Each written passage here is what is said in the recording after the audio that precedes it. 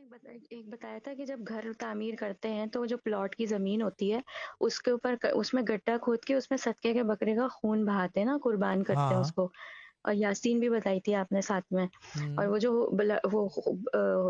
गोश्त होता है वो मजदूरों में बांट देते हैं। हाँ वो तो आपने कच्चे प्लॉट का बताया, लेकिन अगर कोई रेनोवेट करा रहा है, कोई अपना जैसे फ्लोर बनवा रहा है जो अगर ऑलरेडी पक्का है। हाँ अगर अगर ग्राउंड फ्लोर है, फर्स्ट फ्लोर बनवा रहा है, तो नीचे के आंगन में खून बहा दें।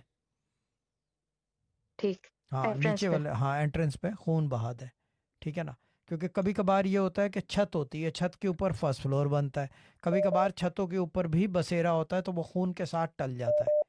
फिर वो इंसानी खून की बल्ली नहीं लेता। कभी आपने कराची में ख़ास तौर पे ये होता आ रहा है, पंजाब में तो नहीं होता, कम होता है। कराची में ज़्यादा, क्योंकि आमद और रफ्त बहुत है, क्योंकि कत्ल गारत बहुत हुई जी। है। तो होता ये है कि कट हो गया।